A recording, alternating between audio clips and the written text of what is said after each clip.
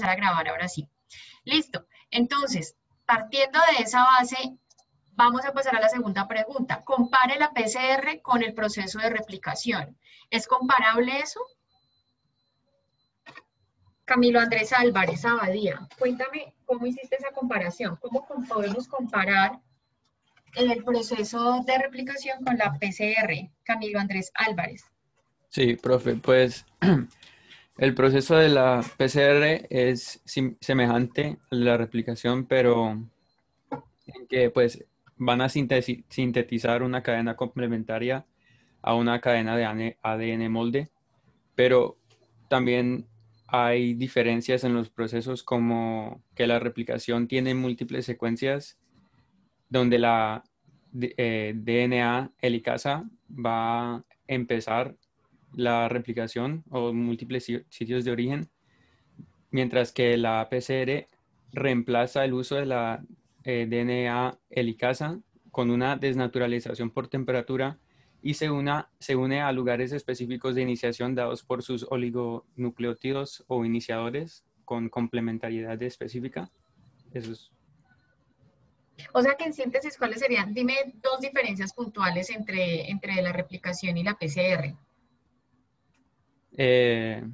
O Pues una. la desnaturalización y también el uso de iniciadores específicos.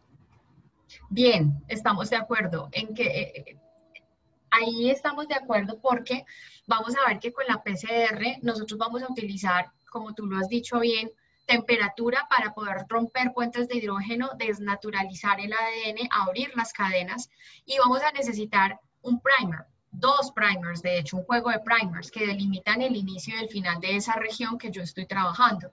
Normalmente en la replicación nosotros utilizamos, o la célula utiliza solamente un primer, ¿no? Que es el primer de iniciación. Y ya para los fragmentos de Okazaki se tienen otros primers que se van a utilizar, pero son para poder hacer la síntesis del fragmento. En la PCR se utiliza un primer forward y un primer reverse que va a delimitar, digamos, las dos regiones que se van a amplificar. ¿Eso es claro para todos?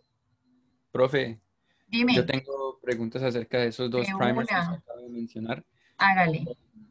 Pues yo lo tenía como, bueno, o sea, sí, como dice usted, forward y en reversa, como que, perdón, Uh -huh. solamente inician y terminan esa polimerización o también afectan la dirección en que se está polimerizando. Claro, que se afecta la dirección, porque yo pongo acá un primer y acá arranca y polimeriza, y el que está abajo sirve para poder alinear y pum, extender. Luego va a quedar la complementaria y así sucesivamente. Entonces sí afecta la dirección de síntesis. Entonces, sí, puedo decir que que el que es forward, creo, Uh -huh. lo sintetiza en la dirección 3, pero el sentido, y ese es el sentido y antisentido, ¿cierto, profe? Sí, Entonces que el sentido lo origina una cadena 5' a 3' y el antisentido origina una cadena 3' a 5'. hagámoslo aquí, para que no lo hagamos tan mentalmente. Sí, qué pena. Dale, dale ahí, hazlo aquí. ¿Hacer qué? Perdón, profe.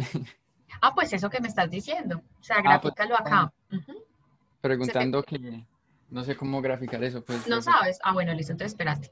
Entonces yo te ayudo, es como esto, esta es la cadena 5', 3', una de las dos cadenas, ¿cierto? Y Ujú. esta es la otra cadena. Entonces, yo no sé, yo voy a ver si te entendí. Entonces digamos que esta es 3' y esta de acá es la 5', ¿cierto? En consecuencia, esta de acá es la 5', ¿cierto? Y aquí tendríamos la 3'. Lo que te entiendo es, si nosotros hablamos de un primer que se pegue, por ejemplo, acá, forward,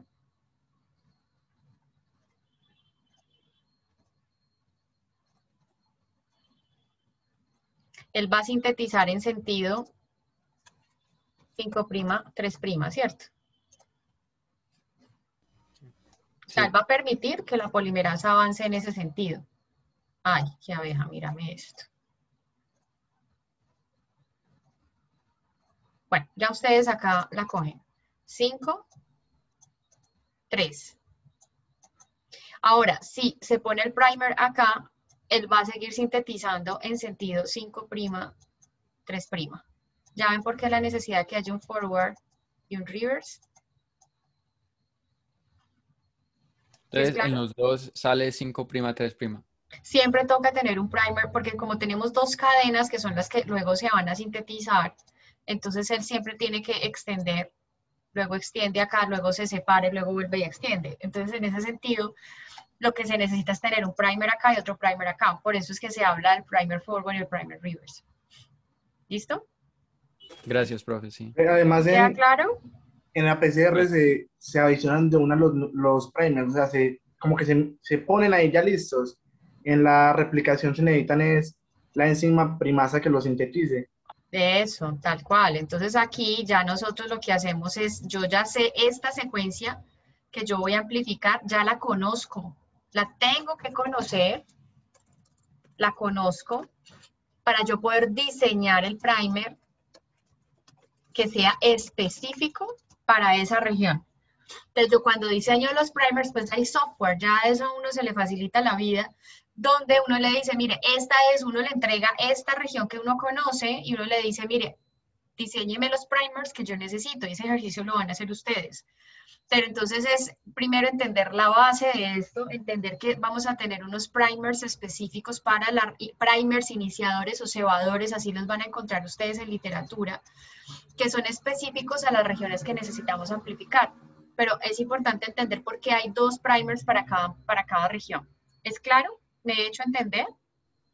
Sí, profe. Sí, profe. Súper, listo. Ok, entonces vamos ahora a la segunda pregunta, ya a la tercera. Determine los componentes de una PCR e indique su función en la reacción. Paula Andrea. Paula Leandra, perdón.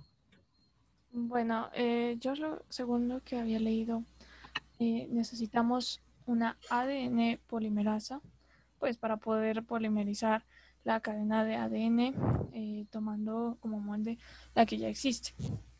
Obviamente un ADN molde y también desoxirribonucleótidos, que son los que vamos a utilizar, o pues los que va a utilizar la polimerasa para sintetizar la nueva hebra. Un amortiguador para proporcionar un pH estable, cloruro de magnesio, que actúa, según entendí, como cofactor de la ADN polimerasa. Y pues los iniciadores, que son los que se diseñan se deben diseñar correctamente para tener una buena especificidad en la prueba. Muy bien. Súper, Paula. Entonces aquí yo les voy a compartir algo.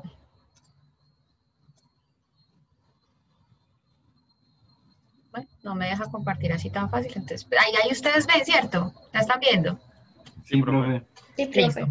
Entonces, lo que nos está diciendo Paula básicamente es esto. Estos son los reactivos que nosotros tenemos que tener en cuenta para hacer una PCR. Entonces, como nos dice Paula, necesitamos un buffer que mantenga el pH. Cloruro de magnesio. ¿Para qué el cloruro de magnesio? ¿Para qué es importante el magnesio?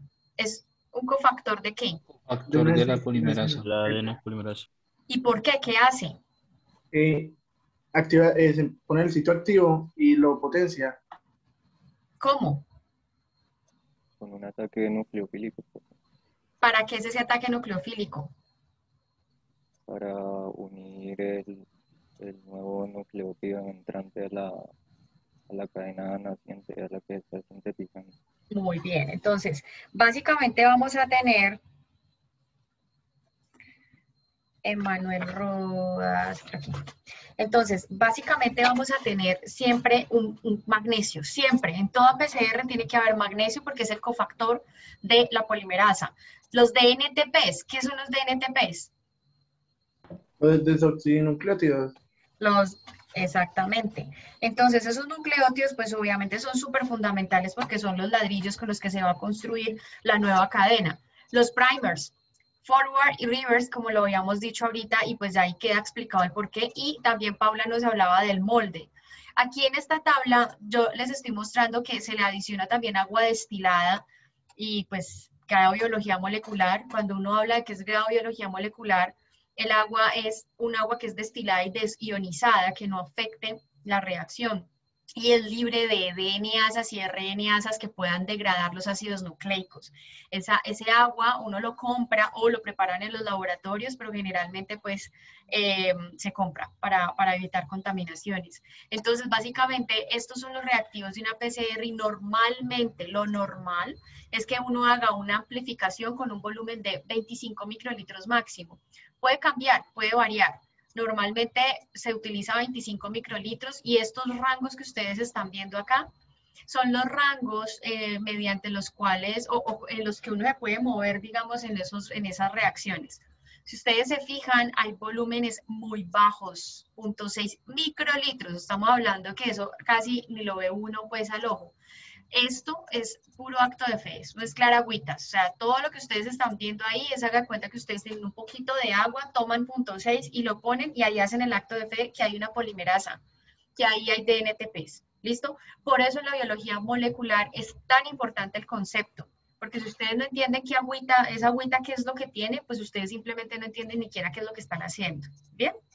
En el caso, pues, a que lleguen a trabajar, con este tipo de investigaciones o lleguen a trabajar con este tipo de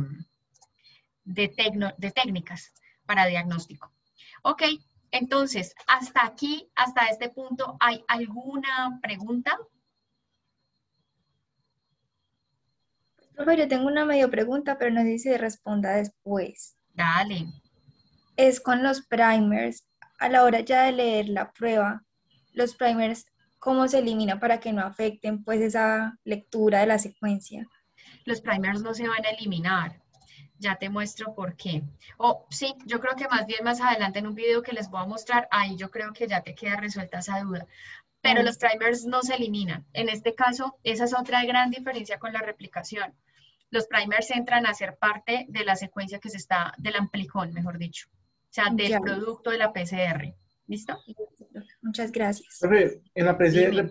¿por qué se hacen tantos ciclos? ¿Para qué necesitamos tantas copias del genoma que tomamos? O sea, por ejemplo, en la del SARS-CoV, estamos buscando el ANS, ¿verdad? Y hacemos copias, pero ¿para qué? ARN. El ARN, perdón, profe. Pero ¿por qué tantas exponencialmente? Son como 1 billón que se sacan en 40 ciclos. ¿Qué pueden decir? ¿Quién tiene algo para comentar al respecto? Pues yo había escuchado que eran tantos, era pues más que todo para el estudio, o sea, y también por el hecho de que como era un ARN convertido otra vez a ADN complementario, creo que es que era un poquito más lábil, entonces se necesitan muchísimos. Profe, yo creo que leí en algún lado que también se podía utilizar para ver pues la carga viral, la cantidad de carga viral. ¿Para qué? Para ver la carga viral de un agente. Sí, se usa también para eso. Pero ¿por qué necesitamos amplificar tanto un pedacito del genoma? ¿Eso qué sentido tiene? ¿Para qué? Una buena pregunta. No podría ser como para estar seguros, porque se pueden presentar modificaciones. Entonces, si hay varios, pues uno podría estar un poco más seguro de la información que hay. Ok. No sé. ¿Qué más? Pero es que no son varios, sacan... o puede ser para posterior... no, es que no me ocurre nada. Listo. Yo ya les ayudo. ¿Para qué necesitamos nosotros tener mucha cantidad de un pedacito de ADN? Pues para visualizarlo, muchachos. Porque sencillamente si yo voy a trabajar solamente con ese pedacito, digamos, SARS-CoV-2, yo necesito identificar la proteína Spike. La proteína no, la región que codifica para la proteína Spike dentro del genoma. Listo. Yo puedo simplemente detectar una copia viral y con esa copia decir, listo, yo la aíslo y la pongo en un gel para poderlo visualizar. Pero resulta que una sola copia, ¿cómo visualizamos nosotros en un gel? Le ponemos un fluoróforo, por ejemplo, ¿cierto? ¿Se acuerdan de eso? Sí, Ajá, profe. profe, sí. ¿Sí? ¿Se acuerdan cuando veíamos o analizábamos en la electroforesis, la utilizábamos para mirar el ADN genómico? Hagan de cuenta aquí que estamos viendo un ADN, pero ya no es genómico, sino un pedacito. Si hablamos de que es una sola molécula, un solo fluoróforo que se pegue ahí o un conjunto de fluoróforos no me va a permitir visualizarlo. Entonces yo necesito tener una cantidad muy alta de esa molécula para yo poderla identificar, para yo poderla ver en un gel y poder trabajar con ella. Otra parte es lo que mencionaba ahorita Luz Gabriela y que ustedes vieron ahora leyendo, entendieron que hay diferentes tipos de PCR, que es posible que todavía esté confuso, digamos, los diferentes tipos de PCR, pero hay una PCR que es una PCR de punto final que se tiene sí o sí que ver en un gel. O sea, no hay otra forma de yo saber si hubo producto de amplificación o no. La otra es, por ejemplo, si yo quiero medir carga viral de un virus, pues sí, carga viral,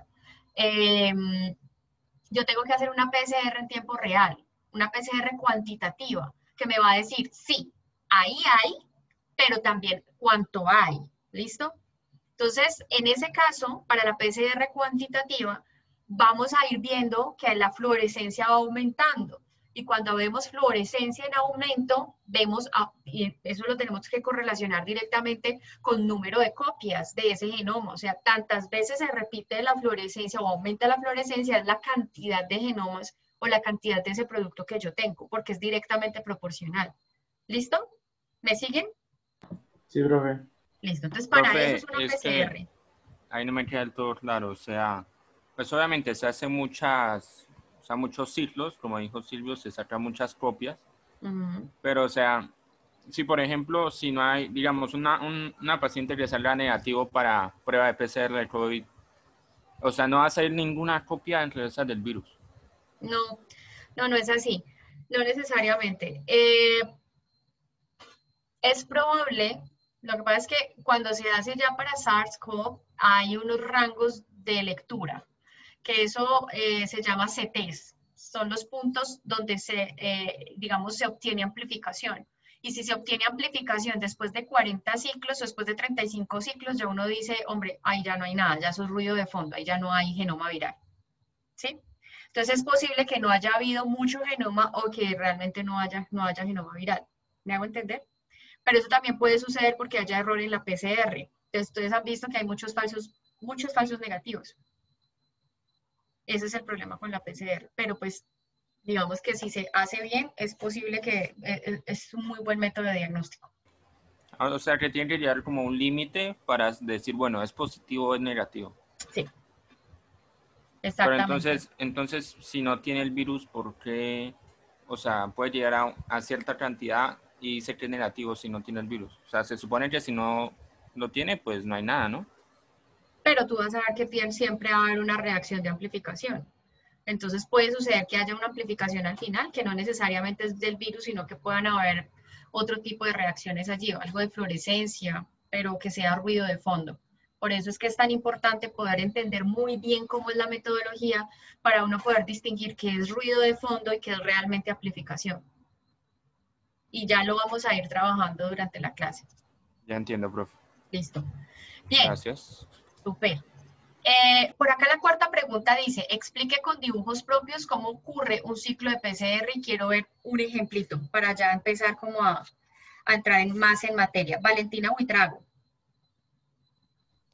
¿Un ejemplo, profe?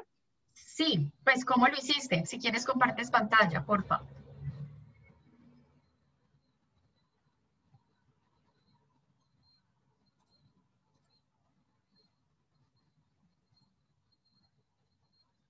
O sea, es cómo hiciste, cómo te imaginaste el ciclo de replicación, el ciclo de PCR, ¿sí?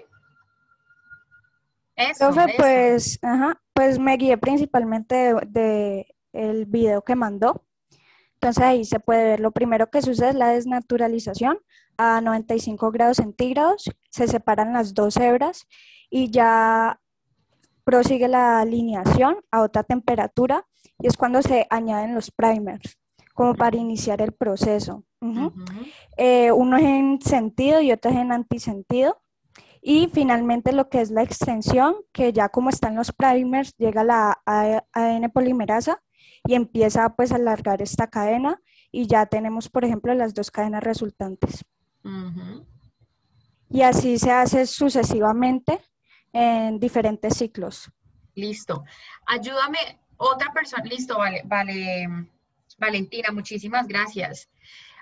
Alguien que me ayude con el perfil térmico. Podemos, bueno, te iba a decir que dejaras la compartida, pero no importa. Vamos con alguien que me ayude con el perfil térmico, como lo entendió Angie Carolina. Aunque Angie me dijo que tenía problemas. Angie, ¿estás por ahí?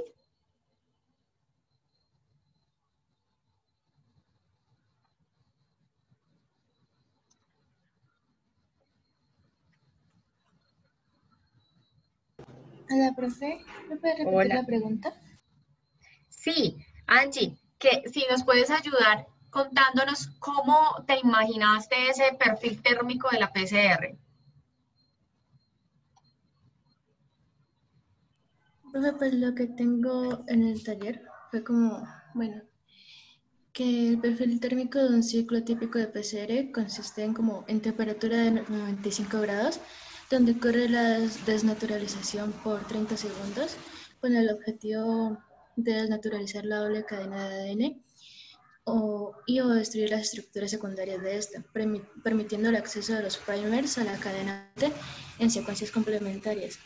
También que hay una temperatura de 55 a 60 grados Celsius, donde ocurre la alineación por 30 a 40 segundos, donde la mayoría de los iniciadores híbridos generando la energía cinética necesaria para los iniciadores, pues busquen las cadenas de ADN a la secuencia complementaria, formando puentes de hidrógeno con la cadena molde, dejando pues así de esa manera los extremos 3' con OH disponibles, listos para adherirse a los nucleótidos consecutivos mediante la ADN polimerasa.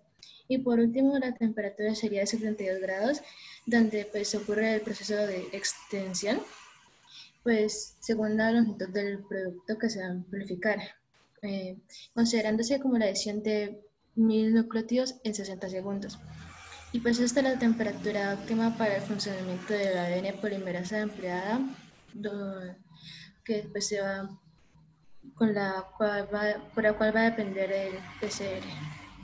Listo, entonces ahí estamos hablando de un perfil térmico que se va a repetir de esta manera. Son 95 grados para un proceso de denaturación, ya digamos un rango de 55 a 60 grados o 65 grados centígrados de anillamiento de primers, 72 grados para extensión, y esto en conjunto se va a repetir alrededor de 30 ciclos. Depende en qué momento, en qué número de ciclos. Por ejemplo, si a los 25 ciclos yo ya tengo una cantidad considerable de amplicones, es decir, de producto de amplificación, pues no es necesario llegar a los 30. Ahí solamente estoy perdiendo tiempo, ¿sí? Entonces yo puedo simplemente dejarlo a los 25, si es que ahí yo ya veo que ya tengo producto de amplificación. ¿Es claro este perfil térmico? Sí, profe. Listo. Porque, se pone la temperatura muy alta para que se desnaturalice, ¿cierto?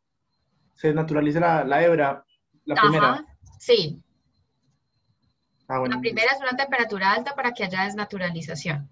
Ok, entonces ya hablando de esto, viene la pregunta del quiz, una de las preguntas del quiz. ¿En qué ciclo ocurre o en qué ciclo ya tengo el producto completo de la PCR? El producto de la PCR, o sea que ya, ¿en qué ciclo yo ya tengo el producto con el que se va a seguir amplificando? El amplicón, pues, ¿en qué ciclo lo tengo? En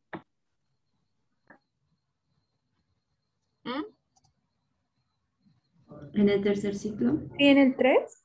Sí, en el tercero. ¿Y por qué en el 3?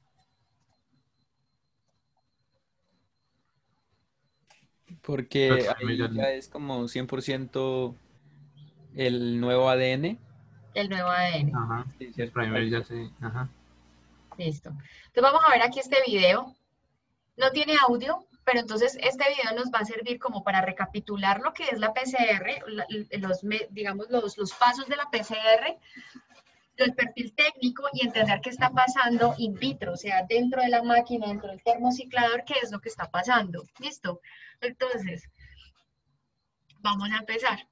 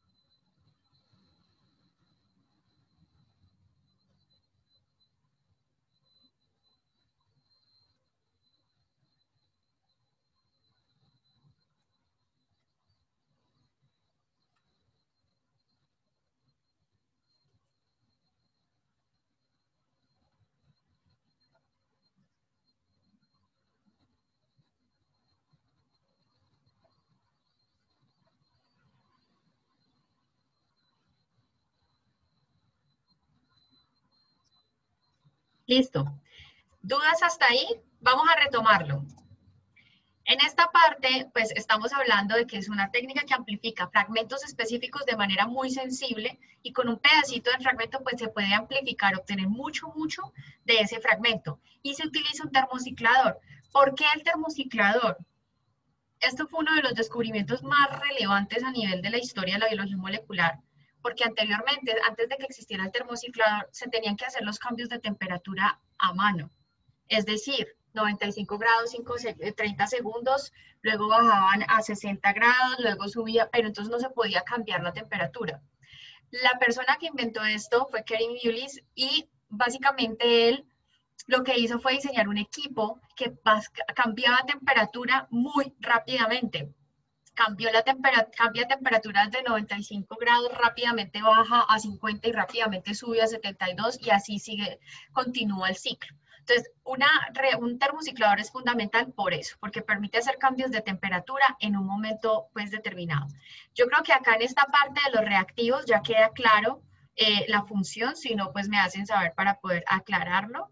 La función de cada uno de los reactivos que tenemos acá, en cuanto a la Taq polimerasa, lo que hemos hablado, los primers que se van a unir ahí. ¿Quién me escribió por acá? No sé, no sé si se calienta al aire o al vacío, la verdad no sé cómo es el proceso de trabajo interno de un termociclador. Lo que sí sé es que dentro del termociclador ahí es una placa metálica y generalmente pues eso está conectado a la corriente eléctrica, pero yo no sé cómo es el mecanismo de subida y de bajada. Yo creo que eso es muy electrónico, diría yo. Pues, yo leí que el enfriamiento era con aire frío, era aire No frío de sé. una y que lo enfría muy rápido. No sé, la verdad, y sí no sé, esa parte ya es como se sale de mi área de estudio. Sí, es más de equipos, más de diseño de eso, no sé ahí cómo es la disminución de la temperatura. Pero bueno, vamos a ir avanzando acá en esta parte y aquí es donde uno pues puede perfilar, de hecho en el termociclador normalmente uno allí incluye el programa de amplificación, entonces uno pone el perfil térmico que les estaba diciendo ahora. Entonces primero la denaturación inicial que es 94, 95 grados, depende de la longitud de la cadena, porque recordemos que esto lo que está haciendo es un trabajo como una helicasa de separar la molécula. Luego viene el proceso inicial. Acá en este paso activa la DNA polimerasa y luego viene ya la denaturación, que es ya para los fragmentos pues, que necesito amplificar. Luego, ya aquí teniendo el fragmento, en este punto lo vamos a dejar como correr tranquilo, viene el proceso de anillamiento. Entonces, si ustedes se fijan, aquí están los primers, ¿sí? Primer, forward y reverse, y entonces empieza el proceso. Extiende. Entonces, fíjense que cuando la polimerasa empieza a extender, esto aquí ya está delimitando el fragmento, ¿sí? Fíjense que en la primera ronda queda este pedacito acá, permítanme, yo anoto por acá como para que lo puedan ver. Este pedacito queda libre y este queda completamente ya polimerizado. Lo mismo en la cadena de abajo. Este queda libre y este ya queda polimerizado completamente. Si seguimos avanzando, nos damos cuenta, vuelve y se separa, vuelve y hace en la segunda ronda y en la tercera ronda. Fíjense lo que pasa en el tercer ciclo. Ya vamos a tener este tipo de estructuras que están completamente delimitadas por el primer. Recuerdan que el primer estaba acá y el otro aquí. Entonces, por eso el primer no se pierde. El primer entra a ser parte de la secuencia que yo estoy amplificando.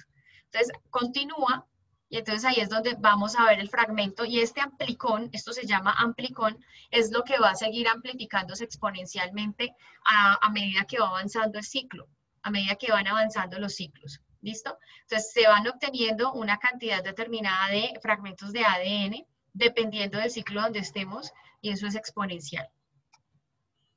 Entonces, es lo que vamos a tener allí. Ya luego pues se hace una finalización, una extensión final, ya se ponen en 4 grados como para parar todo el proceso y aquí tenemos como un resumen donde está pues la denaturación inicial, digamos esto para activación del ATAC, la denaturación final pues inicial del ciclo, el annealing, la extensión, la repetición de los ciclos, una extensión final y ya como el enfriamiento. Hay que tener en cuenta aquí en el annealing, en esta parte muchachos, que les decía ahora que había un rango como de 50, 55, eso no está poco tan bajito. Un rango de 55 grados más o menos hasta unos 65 grados centígrados, 66 en el annealing. Esto lo va a determinar la TM del primer, ¿listo? Entonces los primers que nosotros vamos a trabajar deben tener una TM determinada y a esa TM es que yo voy a correr esto. Recuerden que nosotros hablamos de TM en alguna de nuestras clases, sobre todo cuando hablamos de estructura de ácidos nucleicos, ¿se acuerdan? Los primeros días de clase hablamos de TM, ¿se acuerdan de eso? Temperatura de fusión. Temperatura de fusión, muy bien. Entonces, la temperatura de fusión, ¿qué permite? La temperatura de fusión permite que, ay Dios mío,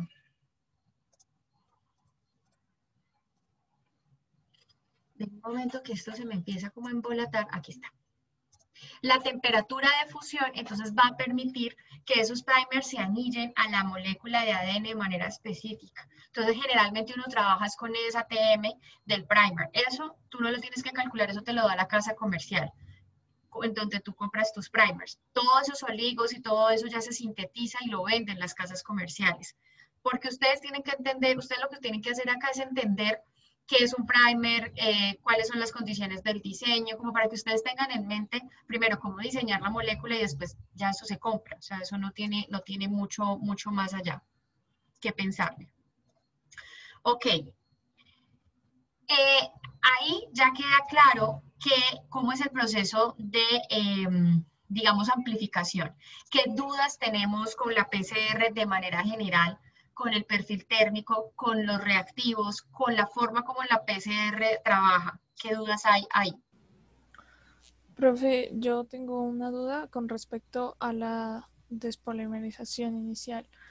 O sea, dice que debe estar en una temperatura de 95 grados centígrados, ¿verdad? Por 5 minutos.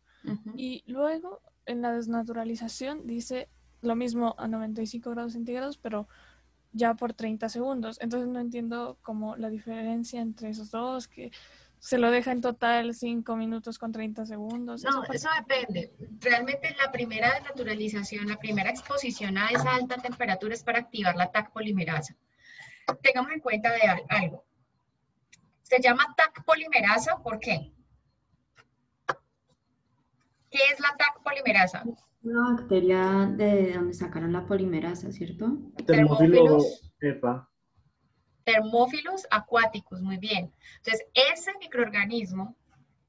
microorganismo se obtuvo la Taq polimerasa, o sea, la polimerasa que se utiliza actualmente para hacer PCR. Si yo utilizara la polimerasa de cualquier organismo, muy probablemente yo no podría utilizar temperaturas tan altas, ¿sí? Porque se desnaturalizaría la proteína y se dañaría. Pero como estamos hablando de Thermophilus aquaticus, que es una bacteria que es resistente a, es una arqueobacteria, que es resistente a altas temperaturas, esa Taq polimerasa, que sería una de las enzimas que hemos visto, sería una ARN polimerasa, ¿cierto? ¿Sería una ARN polimerasa? ¿No sería una ADN polimerasa, profe? Es una ADN polimerasa, muy bien, Juan Martín. Entonces, esa ADN polimerasa va a activarse a temperaturas altas. ¿Pero por qué? Por su origen biológico, ¿bien? Entonces, por eso se necesita primero una activación, y eso no se hace para todas las Taq polimerasas. Algunas Taq se necesita activarlas y otras pues ya uno arranca a 95 grados sin problema. Pero todo eso depende pues como de la forma como uno estandariza la reacción y como sea pues la mejor condición. Lo normal es activarla en Taq polimerasa con 95 grados, 94 grados, 30 segundos, luego ya 95 grados, ya 5 minutos para poder hacer el proceso de despolimerización. ¿Sí? Entonces, ¿qué se va a repetir? Nada más se repite el ciclo del 95, 60 y pico, 72. La activación, la temperatura de activación de la polimerasa, eso no se repite en los demás ciclos. ¿Sí es claro? Ok, profe, listo, gracias. Sí, profe. Profe, de hecho, pues según decía la lectura, en un principio la polimerasa, digamos la reacción en cadena de la polimerasa, la PCR la realizaban con polimerasa E. coli, pero pues la polimerasa E. coli, digamos con estos ciclos de aumento de temperatura se desnaturalizaba y quedaba pues inservible, y en cada ciclo se tenía que añadir una nueva. Entonces, a raíz de eso, pues comenzaron a utilizar la de la arqueobacteria, la de la Thermus aquaticus, y ya pues esa permite todo ese ciclo, y además permite su reutilización, dado que en su origen pues puede soportar esas altas temperaturas. Muy bien, exactamente, muy bien. Muy bien, entonces aquí creo que ya hemos llegado al punto 6. Vamos a llegar al punto 7, aquí ya hemos abarcado los 6 puntos anteriores. Vamos a hablar de cuáles son las características que debe tener un primer en cuanto a diseño. O sea, ¿cómo diseño un primer?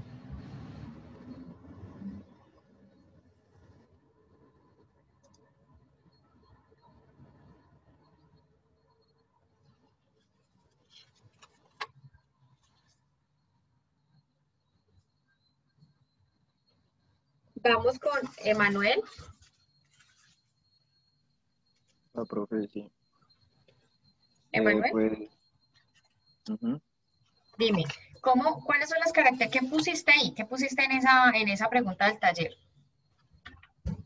Algo que recalcaban muchísimo en el texto, en la lectura, era que la secuencia de los iniciadores o de los primers debía ser altamente específica para el gen interés. También se debe procurar un contenido de nucleótidos de guanina y citosina entre un 40-60%, y pues esto también tiene que ver con la temperatura de fusión, lo que hablábamos hace un momento.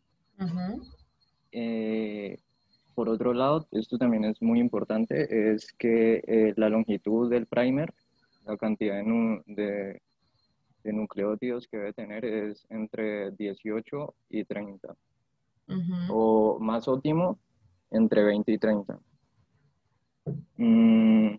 Vale, debe procurarse al máximo evitar que se formen estructuras inter e intraprimers. Entonces, pues las estructuras intraprimers sería algo así como que el iniciador se complemente, su último extremo, el extremo 3', se complemente con una parte de ese mismo iniciador. Y las estructuras interprimers ya serían que entre dos primers pues se complementen entre ellos. Entonces eso hay que evitarlo. Y de eso dependería pues una secuencia muy específica. Muy bien, dime. Gracias. Súper, Emanuel. Entonces vamos a mirar, dime. No, profe, creo que eso es todo. Listo, sí, la resumiste muy bien. Básicamente, cuando nosotros vamos a hacer un diseño de un primer, pues necesitamos mirar, primero, sobre todo lo que tú mencionabas, eliminar estas estructuras tallo bucle que se pueden generar entre, o sea, en el mismo primer y entre primers. Esto es algo muy común que puede ocurrir en una amplificación porque los dos primers pueden tener complementariedad en el extremo y entonces lo que va a pasar es que cuando tú miras la reacción vas a tener amplificación, o sea, ves algo, pero no es tu producto, sino que es los dímeros de primers juntos formando pues una amplificación, un ruido de amplificación. Y eso pues hace que no podamos detectar realmente la molécula que necesitamos. Entonces por eso el diseño del primer es algo muy fundamental porque es lo que te determina primero la especificidad de lo que tú quieres amplificar y segundo, hay que saberlos diseñar para evitar este tipo de reacciones y que cuando se vaya a hacer la amplificación pues yo pueda primero detectar mi blanco, lo que yo necesito identificar, y segundo que la eficiencia de reacción sea buena, sobre todo cuando yo necesito cuantificar. Porque si yo necesito cuantificar y lo que encuentro en esa cuantificación son dímeros de primers, pues yo perfectamente puedo estar cuantificando dímero y diciendo que hay una amplificación de producto, ¿sí? Y eso es un error, ¿no? Entonces hay unas diferentes estrategias que uno puede utilizar para poder discernir entre qué es un dímero de primer y qué es realmente tu producto de amplificación. Entonces eso lo vamos a ver ahorita. Hay que eliminar también que no vayan en pareja, o sea, es decir, entre más especificidad haya entre la secuencia del primer y la secuencia blanco, pues muchísimo mejor para poder tener una mejor especificidad de detección. Lo que nos decía Emanuel ahorita con relación a las longitudes de esos primers también es cierto, solamente máximo 30 nucleótidos. Y ese porcentaje de guanina citosina es importante porque dependiendo de la concentración o la cantidad, el porcentaje de guanina citosina, se tiene un TM, ¿no? Se tiene un TM y eso es lo que va a permitir que tú puedas despolimerizar fácilmente o separar, más que despolimerizar, desnaturalizar fácilmente el ADN. ¿Listo? Entonces, en ese sentido, eso es como lo que tenemos allí en mente. ¿Es claro hasta ahí? ¿Dudas que tengan hasta el momento? Listo. Vamos entonces ahora al punto 8 del taller. En el punto 8 del taller les mencionaba sobre que investigaran cómo podían diseñar un primer para amplificar una región del ADN específico. ¿Qué herramienta usarían teniendo en cuenta pues esta parte que estamos hablando ahí? Quisiera escuchar a a María de Los Ángeles. María de los Ángeles, ¿qué pusiste allí en esa pregunta? Hola, profe. Ay, pensé que no Ya voy, estaba. ya voy. No, sí, sí, sí. En el punto 8, pues, Punto 8, sí. tengo que en la actualidad muchos programas permiten el diseño semi-automizado de los primers, tomando en cuenta los parámetros mencionados, pues, de la pregunta anterior. Y que algunos programas son Oligo 6.0, Primer Express, Primer Design. Eso coloqué en la pregunta. Ok, listo, súper, estás ahí muy bien. Vale. Quisiera escuchar a otra persona. Jaime Andrés López. Gracias, María. Jaime. Hola. Jaime, ahí ya María de los Ángeles nos dice, listo, hay software que podemos utilizar. ¿Cómo harías el proceso del diseño del primer utilizando esos software? ¿Qué tendrías que hacer? ¿Qué te imaginas? ¿O qué pusiste ahí en el taller? Bueno, pues yo puse en el taller primero pues algo muy similar a lo que hablamos en la pregunta anterior, pues que para diseñar el software tenemos que tener en cuenta que necesitamos una especificidad para que aseguremos que la secuencia complementaria pues sea la única, la que queremos realizar. Pues la longitud que ya lo habíamos hablado, la composición de las bases también que lo mencionó el compañero, pues que el contenido de guanito que en un rango mayor a 50-60 y evitar secuencias adenina-timina. Listo. También... No, pero me refiero al mecanismo, al proceso en el que harías el diseño, Jaime. Pues en eso, pues no lo quedó muy claro. Yo vi un video en el que un software lo que hacían era primero diseñar, pues identificar los nucleótidos que se querían reconocer para de ese modo se pudiera reconstruir la cadena y pues teniendo en cuenta. Bueno, ahí se me está yendo tu señal, Jaime, pero sí, en síntesis es eso. Laura.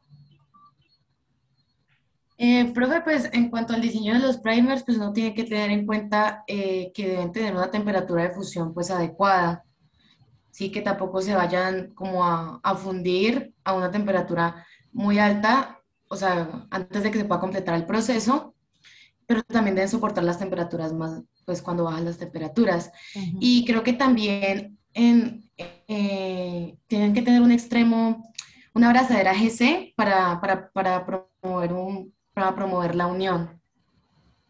Bueno, no todos los primers en general, la mayoría de los primers no tienen eso, no tienen esa abrazadera. Digamos que más que abrazadera es tener unos nucleótidos GC como para darle un poco más de estabilidad en uno de los lados de la cadena o del primer. Pero no es muy recomendable que hayan primers GC que tienen triple puente de hidrógeno en los extremos porque es muy difícil romper o muy difícil levantar el primer. Sí, creo, o sea, según lo que tengo sería como en el extremo 3', pues eso es lo que yo había leído. Pero serían poquitas secuencias así GC. Listo, Laura, gracias. Vamos con Sergio, luego con Giancarlo y continuamos. Profe, ahí en la pregunta que está pegada ahí de qué herramienta se utilizaría, yo leí una cosa que me pareció interesante, es que hay un término que se llama in silico, que es básicamente desarrollarlos, pero en vez de in vitro, así como digámoslo experimentalmente, primero hacer como un plan o hacer un modelo virtual. Informático, virtual. Súper. Sí, Sergio, exactamente. Uno hace un modelo con esos software que comentaba ahorita María de los Ángeles, es precisamente hacer eso que tú estás mencionando, es hacer un modelo virtual y luego mandarlo a comprar, pedirlo para que lo sinteticen y nos lo manden para poderlo trabajar. Eso es. Giancarlo. Profe, en cuanto... ¿Me escuchas ahí bien? Sí, muy bien. Bueno, en cuanto a cómo lo construyen, yo quería hacer una pregunta. Dale. O sea, ahí se están basando es que había un premio Nobel, ¿no? De química en en el 2016, que era de máquinas moleculares. O sea, yo quería saber si eso de la creación de primers, de polimerasas y todo eso tenía que ver con esa parte. Por ejemplo, cómo lo forman átomo por átomo, como lo hizo IBM para crear una película de átomos. ¿Lo hacen así? Bueno, eso no tiene que ver, esto es una técnica muy, muy antigua de síntesis de ácidos nucleicos. Sí se tiene que sintetizar nucleótido por nucleótido, pero pues digamos que esa síntesis química es una síntesis química, más que lo que te estás imaginando allí. Pero para poder crear algo así hay que hacer una síntesis pues química directamente de todos los nucleótidos. Eso es lo que hay que hacer ahí para la síntesis de esto. ¿Sí es claro? Sí, profe, sí. Listo. Disculpa por salirme del tema. ¿Cómo? No te preocupes. Bueno, quería adicionar que de lo que tengo entendido hay como una fórmula para encontrar el TM del primer. Entonces se adiciona 4 grados centígrados por cada base de guanina y citosina y 2 grados centígrados por cada base de timina o adenina. Eso se suma, ¿no? Que es la fórmula que estaba ahí. Digamos que no me centré mucho en esa fórmula del TM, porque al final, pues esos cálculos de TM siempre ya los van a entregar, la casa comercial ya los entrega listos. Entonces, no me centro en esa ecuación, pero claro que nosotros podemos calcular la TM de los primers o de las regiones que nosotros tengamos ahí. Catalina. Profe, pues es que yo leí en una parte que mencionaba que en uno de los, no sé si serán todos los softwares que utiliza, pero en uno de ellos mencionaba que se debía utilizar como la secuencia del gen específico, pues que se requería y que se accedía como a un banco de información, una página, pero no recuerdo, NSBI, algo así. NCBI. Eso. Exacto. Eso, Cata. Para hacer precisamente ese análisis bioinformático necesitamos ingresar a bases de datos donde ya esté la secuencia, por ejemplo, de los genes que nosotros estamos buscando. Entonces, por ejemplo, si yo quiero hacer una PCR para amplificar SARS-CoV-2, ¿qué tengo que hacer? Pues descargar de las bases de datos los genomas de SARS-CoV-2 que hay para yo mirar, o por lo menos la secuencia de uno, para yo diseñar el primer en la región que yo necesito. Entonces yo voy a sacar el gen Spike, de la proteína Spike. Entonces yo saco esa región de la base de datos y hago análisis bioinformático con esa información para poder hacer el diseño del primer, con los software que ya María Alejandra, Sergio han mencionado. Ese trabajo lo van a hacer ustedes, en ese diseño de primer lo van a hacer ustedes como un ejercicio, pues para que tengan una idea de cómo es el proceso. Quiero avanzar aquí a la parte de lo que son los diferentes tipos de PCR que tenemos. Entonces yo les decía a ustedes en el punto 9, expliquen en qué consiste una PCR múltiplex, anidada e in situ. Entonces quisiera como que me explicaran qué entendieron y qué trabajaron con relación a la PCR múltiplex, qué encontraron. Kevin. Hola, profe. Hola. Bueno, con respecto a la múltiplex, dice que, o sea, se amplifica no un solo fragmento de ADN, se amplifica más de un solo fragmento y se utilizan 2 o más juegos de primer. Entonces me pareció curioso que decía que con este método se podían buscar varias deleciones, mutaciones o polimorfismos. Entonces no sé si de pronto me podría hacer explicar un poquito más eso. Claro, o sea, pues sí. Entiendo que se amplifica más de una sola cadena, o sea, en lugar de una se amplifican 2 o 3 y se usan más de 2 juegos de primer. Entonces, ¿cómo hace eso, digamos, para buscar algún tipo de mutación genética o de polimorfismo? Por ejemplo, entonces, venimos primero voy a hablar de la base de lo que es la PCR múltiple, ¿listo? Entonces, tenemos que en una secuencia o en una enfermedad dada, yo necesito identificar la presencia de 4 genes específicos en la misma muestra. Si yo encuentro esos 4 genes, ya, yo puedo hacer el diagnóstico. Entonces, ¿qué puedo hacer yo? Básicamente, con la PCR múltiplex, yo puedo tener, entonces, varios juegos de primers. Entonces, set A es para el gen A, set B es para el gen B, C y D, bueno, sucesivamente. Esto que ustedes están viendo acá es la región, este es el gen A, este es el gen B, este es el C y el D. Entonces, tengo primers para cada uno de ellos, ¿cierto? ¿Cuál es el punto acá? Estos primers que yo tengo aquí me van a permitir hacer la amplificación de cada gen. ¿Qué es lo que voy a tener aquí? Una muestra. Entonces, cuando yo pongo todos estos primers aquí, la idea es que haya amplificación de esas regiones si en la muestra están esos genes específicos. Entonces, este tipo de PCR es una PCR que se conoce como punto final, PCR de punto final. Este tipo de PCR, a pesar de que es multiplex, pues sigue siendo una PCR de punto final, porque cuando se termina de hacer la amplificación, a mí no hay otra forma de yo saber qué pasó, sino haciendo un gel. ¿Listo? Entonces tengo que esperar a que se termine la reacción, diferente a la PCR en tiempo real. Con la PCR en tiempo real, yo a medida que va avanzando la amplificación, yo me puedo dar cuenta qué es lo que está pasando. En este caso no. Entonces las PCRs de las que vamos a hablar ahorita son PCRs de punto final, que cuando terminan el ciclo es que yo tomo un poquito de acá de la muestra y lo pongo en un tubito acá, en un gel, para poder revisar qué pasó. Entonces, si yo tengo, digamos acá está el marcador de peso molecular. ¿Qué es lo que hace el marcador de peso molecular? Chicos, chicas. Indica cuántas pares de bases hay. Indica la cadena, ¿cierto? Indica el tamaño. Dependiendo del grosor de la cadena, no. El tamaño, el largo de la cadena, exacto. Entonces, ¿qué va a pasar? Yo, si tengo aquí la muestra, y esta muestra me dio positiva para los 4 genes, ¿qué voy a encontrar aquí? Una banda acá arriba, otra banda por acá, otra banda por acá y otra por acá. ¿Esto qué quiere decir? Que me amplificaron los 4 genes. Si yo tengo una banda aquí y otra acá, ¿qué quiere decir? Me amplificaron solo 2. Aquí me amplifica solo una. ¿Listo? Depende. Entonces, yo puedo hacer la amplificación. ¿Qué es la multiplex? La PCR multiplex es que en la misma reacción, en la misma muestra, yo puedo identificar 3, 4 regiones genómicas. ¿Me siguen?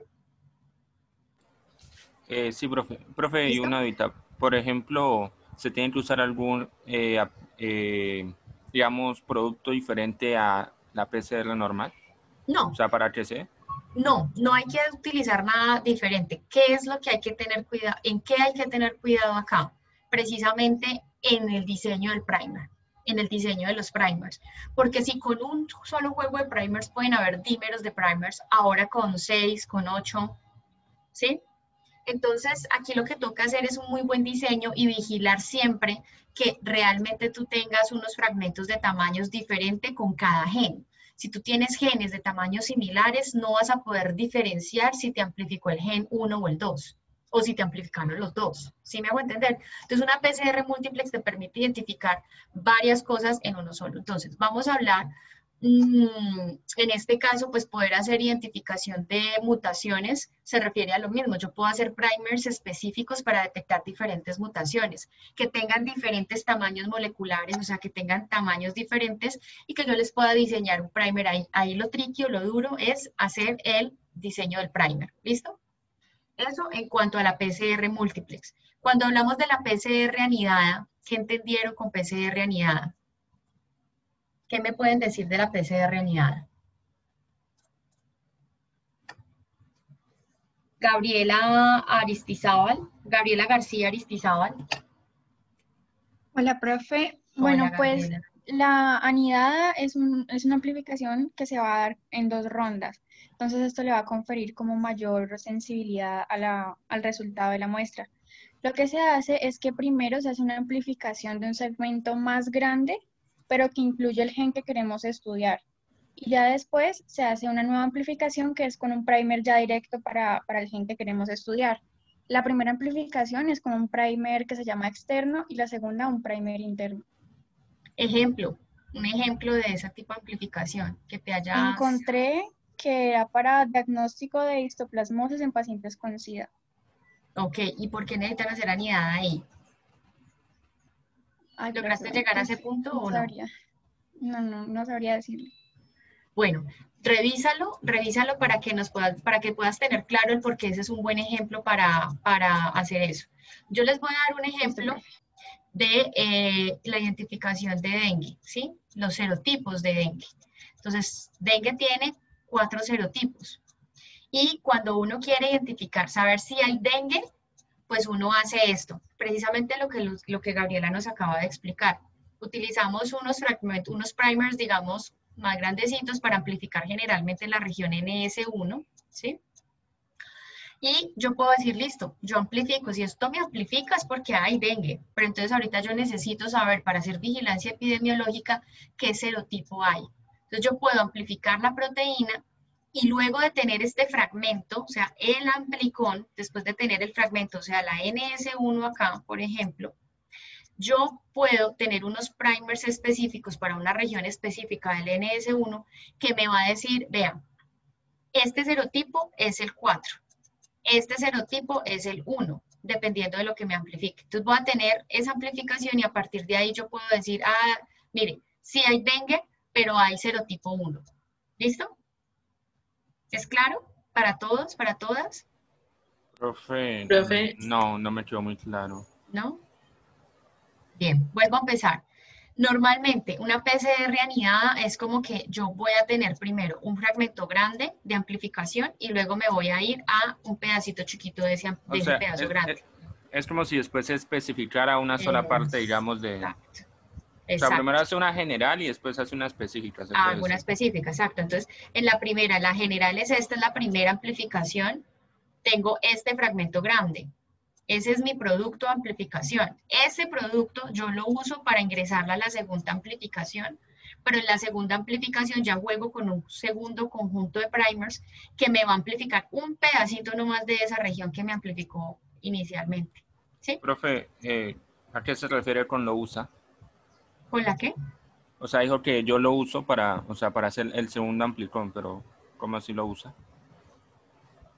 Yo uso el producto, o sea, normalmente nosotros en la PCR utilizamos un template o una cadena molde, ¿cierto? Para poder hacer esta primera amplificación utilicé un template o una cadena molde particular, la muestra, ¿cierto? Para esta segunda amplificación, yo tengo que utilizar mi molde, mi template es el producto de la primera amplificación. Allá. ¿Sí? Porque en este es donde voy a encontrar los otros dos primers. Ok, o sea, en la que genera en el primero es que va a ir directamente, digamos, al serotipo que necesita. Exactamente. Entonces Giancarlo por acá me está diciendo que es como hacer un zoom por 2. Exactamente es eso. O sea, hacer un zoom de un pedacito de la secuencia. ¿Listo? Para todos esa parte es clara. Profe, una pregunta, ¿ahí qué primer se utilizaría entonces? ¿Se utilizaría para cada serotipo?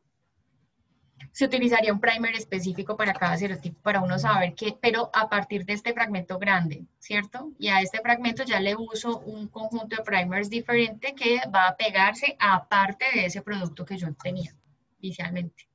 Pero la elaboración de un primer es muy compleja, o sea, muy extensa, se demora mucho. ¿La qué? ¿La qué? La elaboración del primer. No, tú desde que tengas la secuencia, lo pones en el software, haces el análisis y sale. ¿Qué es lo que pasa? Que depende, o sea, tú tienes que ser muy cuidadoso con los parámetros que te decía y eso es un análisis bioinformático interesante. Ahí es donde tú te demoras un poco, pero pues el diseño no es difícil. Ok, entonces, todos estos resultados que estamos hablando se tienen que revisar en un gel de agarosa. ¿Listo? Que es lo que ya habíamos visto anteriormente. Siempre necesitamos observar el producto de la amplificación en un gel. Generalmente yo tengo que saber también cuál es el tamaño de mi producto de amplificación. Entonces yo digo, listo, yo tengo un tamaño de 200 nucleótidos, pues yo lo monto en el gel, pongo mi marcador de peso molecular y precisamente la banda que yo observe tiene que ser del tamaño de 200 nucleótidos. Si yo tengo una banda de 100 nucleótidos, yo ya dudo de que sea mi producto de amplificación. ¿Es claro para todos y para todas? Sí, profe. Listo. Cuando hacemos estos geles, recordemos que esto ya lo habíamos visto, los geles normalmente, pues ustedes saben que son gelatinas que tienen un poro, ¿no? Que tienen un huequito y me permiten el paso de una molécula de ADN. En este caso, yo voy a tener una resolución determinada de ADN dependiendo del porcentaje de agarosa que yo use. Entonces, por ejemplo, si yo uso un porcentaje de 1.2, que es como lo que generalmente uno usa en el laboratorio, es porque tengo fragmentos de 400 a 7000 pares de bases, ¿listo? O menos, uno puede ir trabajando acá. Digamos que entre más concentrado, fíjense, entre más concentrado, menor el tamaño. ¿Me siguen? Más tamaño, mayor concentración del gel. ¿Para qué? Menor concentración del gel. ¿Para qué? Para que sea como el huequito sea como más grande y permita el paso de la molécula más fácilmente. ¿Sí es claro? Sí, señora. Listo. Entonces, yo creo que voy con dudas que tengan.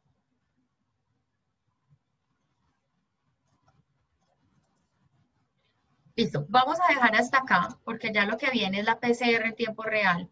Voy a dejarlos que vuelvan a asimilar este tema de PCR, que vuelvan a revisar PCR en tiempo real, porque la próxima clase nos vamos a detener en PCR en tiempo real, para trabajarlo bien. Catalina.